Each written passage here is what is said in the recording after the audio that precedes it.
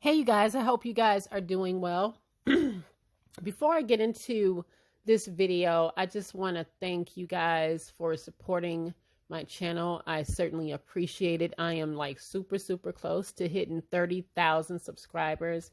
And I just appreciate the love that you guys show in the comments. I love, seeing some of the same people show up. It's just like we just turning into a regular little family down in the comments, y'all. And just thank you. Thank you for your support. I also want to send a special thank you to my girl Nicole, who who blessed my channel yesterday with a Cash App.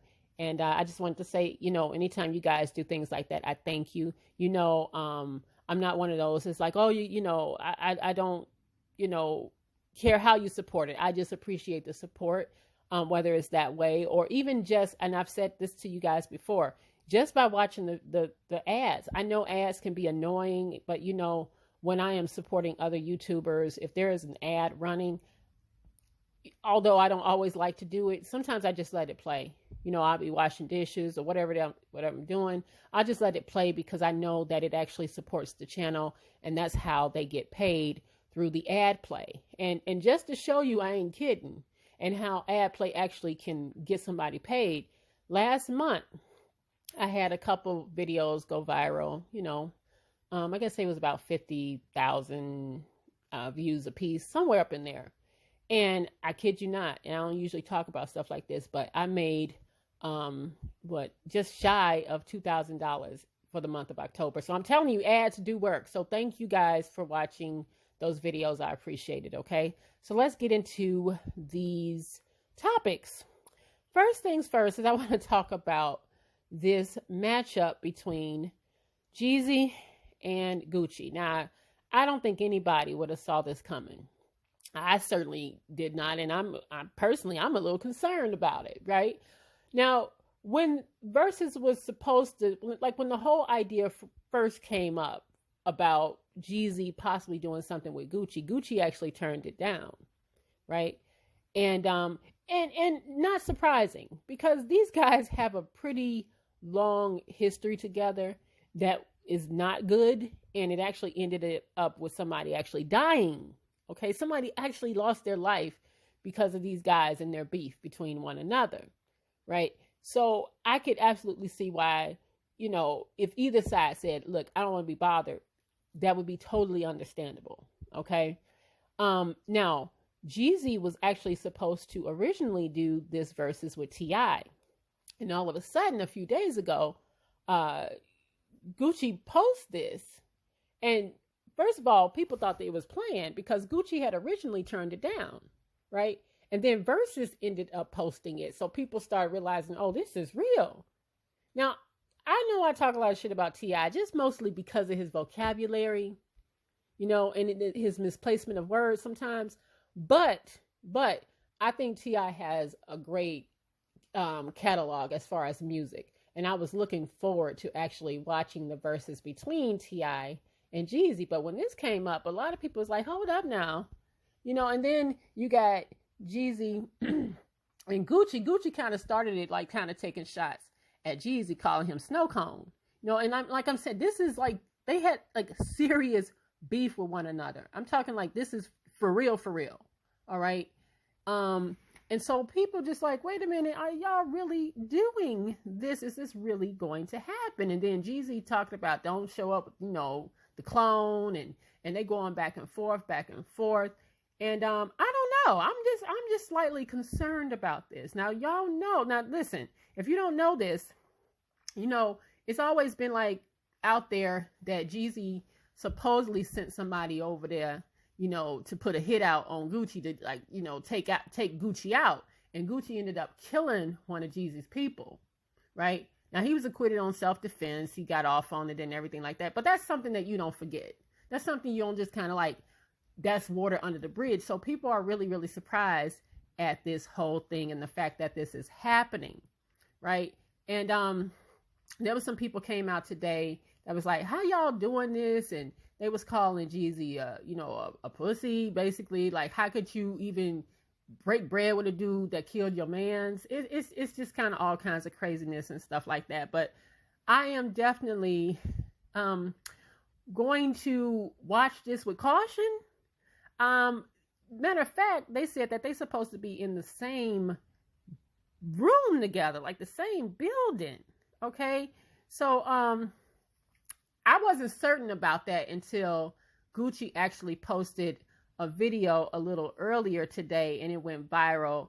And he was kind of talking about it, and like, yes, this is real. Go ahead and watch this little snippet of Gucci talking about this very thing.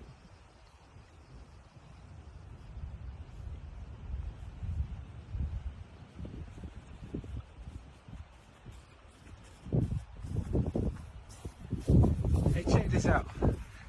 For everybody who asking me, right? The Verzuz is real. Me and Snow Cone will be in the same room. But this is what I want to know, right? Is fashion a part of the Verzuz? Because I'm going to have that shit on tomorrow. And if Buddy had the same fun ass shirt and the dumb ass hat he had on the goddamn album cover, I ain't doing it.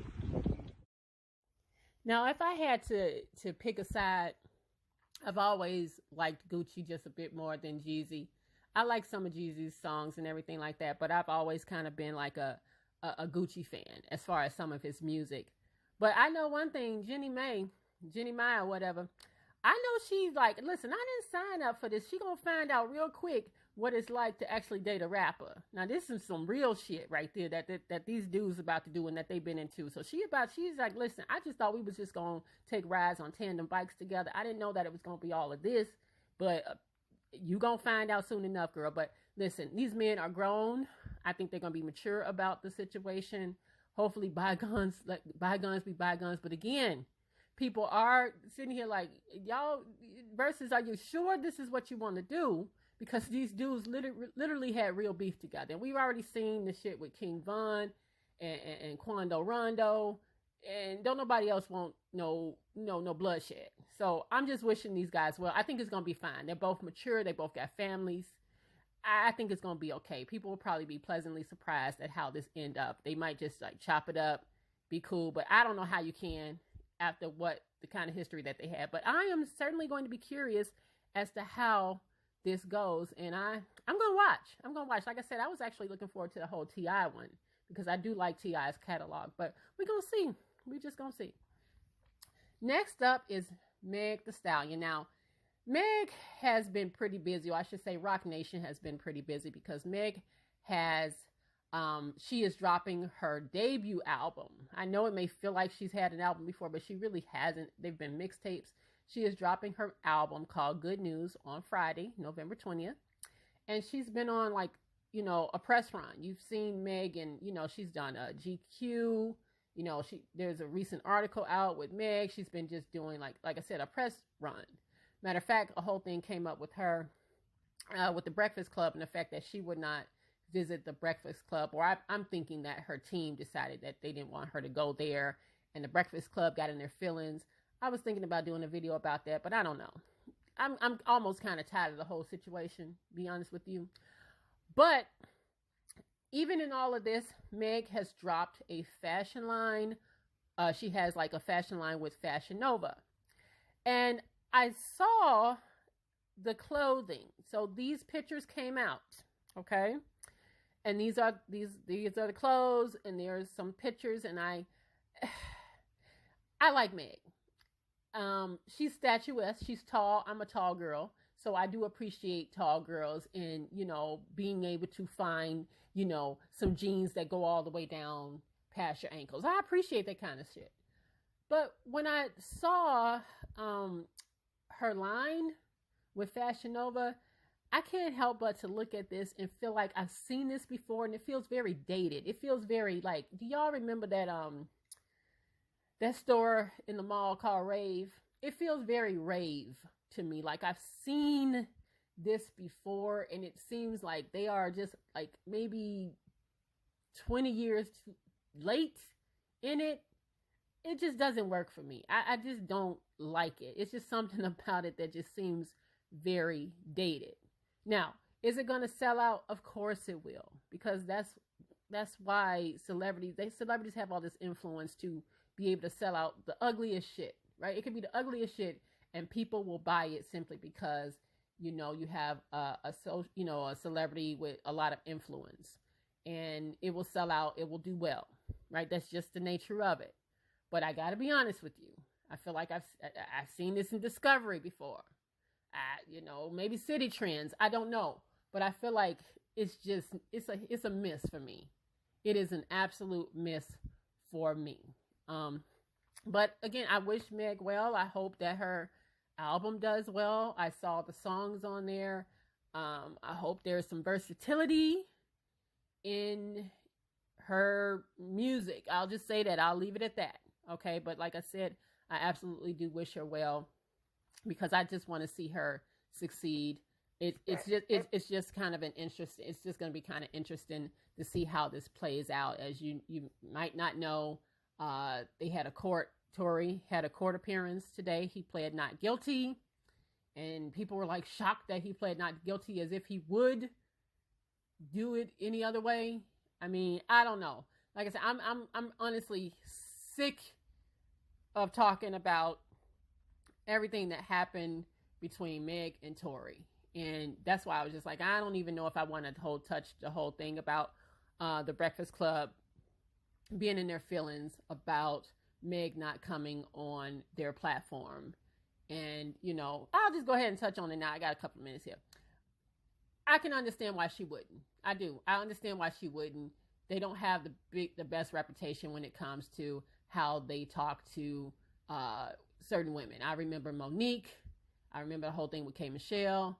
I remember where Amara La Negra was on there. Janet Mock was on there. I just can go on and on how they talked and treated Nicki Minaj with that whole thing. So I could absolutely understand if Meg's team is saying, you know what, maybe this isn't the best platform for us to go on. And I can't even be mad at it.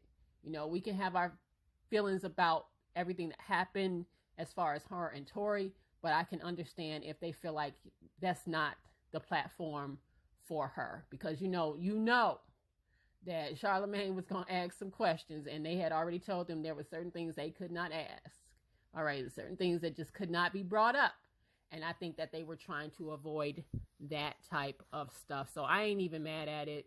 I hope that they'll think about how they treat certain people when they get on their platform and how they talk to them. And maybe that'll help them reflect on, you know what, you just ain't got to treat people. Because I've seen time and time again these interviews, how they've treated certain individuals on that platform and how they, especially women, and how they talk to them. And I'll never forget that whole Monique situation. But anyway, moving on. So Tamar has a new podcast. It's called Under Construction, and she had Monique on the podcast. And a little clip, the podcast is actually very good, but a little clip of the podcast went viral when Monique explained to Tamar why she calls her husband, Sydney, Daddy.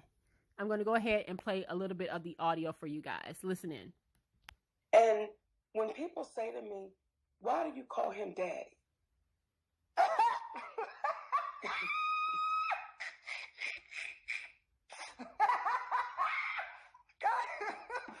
Okay, go ahead. Why you call him Daddy, Mommy? And I tell him because he raising me. Oof.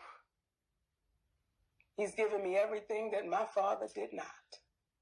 And when I tell you, sometimes it can be so goddamn embarrassing, and it's just me and him in the room. See, there ain't nobody else in the room. And he's had to say some things to me, Tamar, that has taken me to my knees. And then he'll pick me back up, and he'll say, is anything I'm saying to you not true? And I'll say, everything you saying to me is true. But right now, nigga, my ego, I need you to walk away, because the crazy bitch inside of me, she can ready to say something to me and mess up the moment. I know she coming. So, Monique pretty much explained why she called Sydney Daddy. And, there was a little mixed reaction on social media with that. Now, me personally, listen, I don't have daddy issues. So, and even if I didn't or did have daddy issues, I don't know. This has never been my thing. I just think it's one of those personal preferences. If you want to call your man daddy, some of y'all probably calling your man daddy right now. I tried that once. Like I tried to get into the whole daddy thing, and I I just really couldn't. I had a great relationship with my father. I grew up in a household with my father. Matter of fact, he lived with me to the day he died. So, that's who I call him daddy. So it was always kind of hard for me to shift from calling my real daddy to another man daddy. And it's just never something that I've been able to do. But like I said, it's a personal preference. I'm just curious as to how you guys feel about when, hearing her say why she does that, because he's raising her. That's just a little weird to me. But again, to each his own. But overall, the entirety of the podcast was actually very, very good.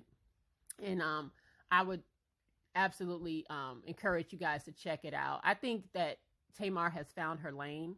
I think that this could work for her, right? I think she's trying different things, but I honestly think this is I believe the second episode.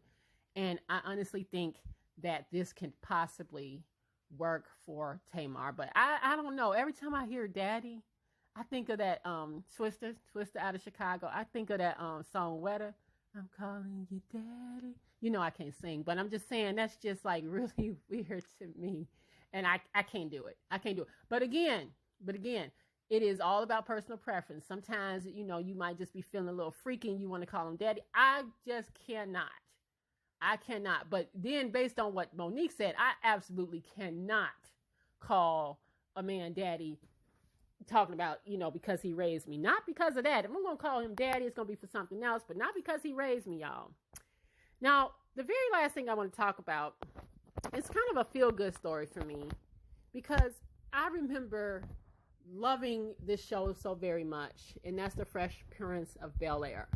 And I promise you, I never thought I'd see the day when they were able to reunite and have the original Aunt Viv, Janet Hubert, back with them.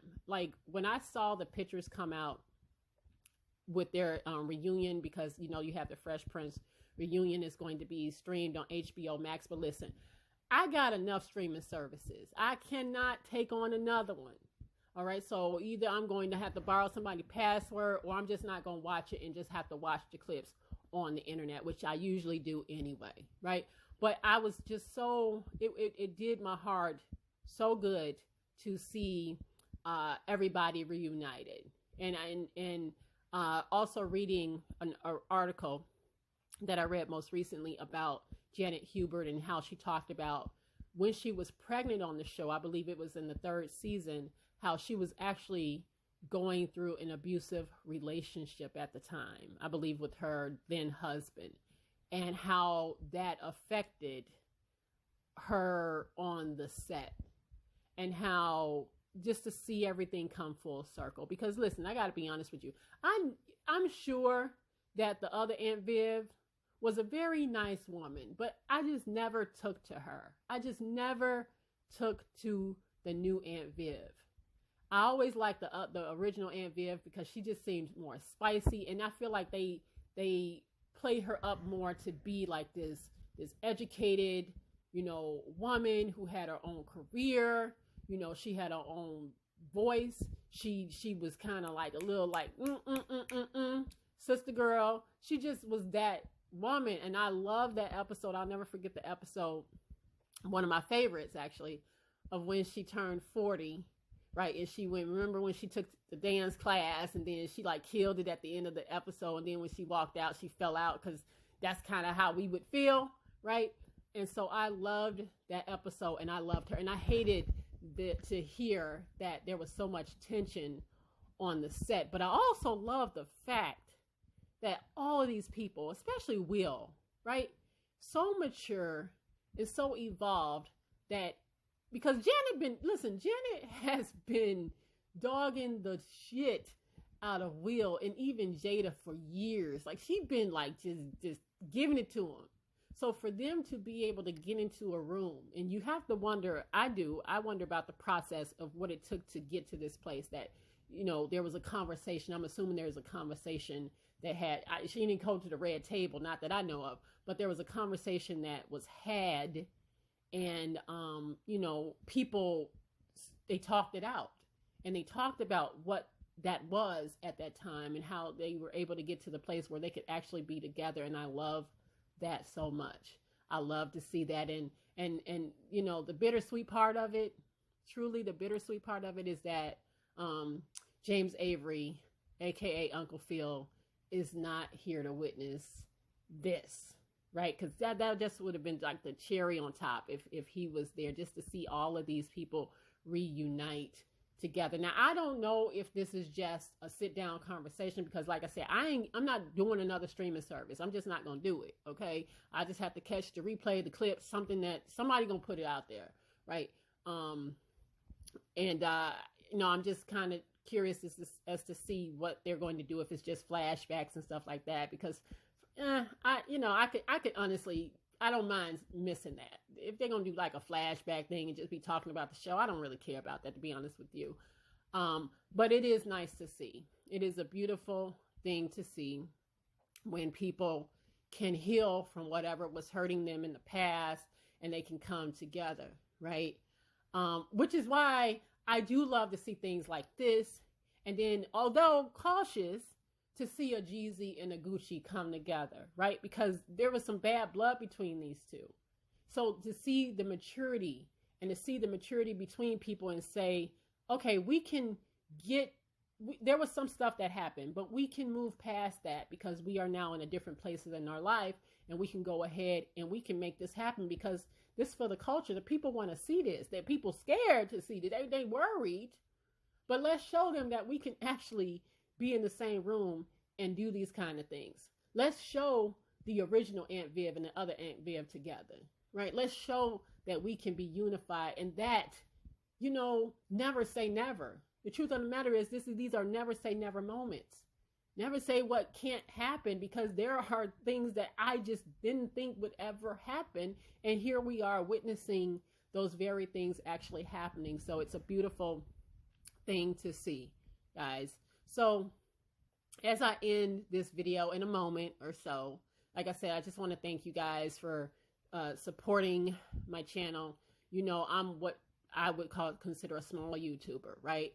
I do this shit on my phone. I don't have all the fancy bells and whistles. I don't do all the fancy editing. I just literally take some clips, put them together on my little app on my phone, and I call it a day, right? And I move the hell on. And, you know, it's not my bread and butter, but it is something that I certainly like to do. And I love that I have built an audience, and I love seeing some of the same people in the down in the comments below. And so I try to talk to you guys as much as possible, and I'll continue to do that. So thank you for supporting me. Here's my information. And if you aren't subscribed, go ahead and subscribe to me, and I will see you guys on the next video. I love you guys. Take care and have a great night.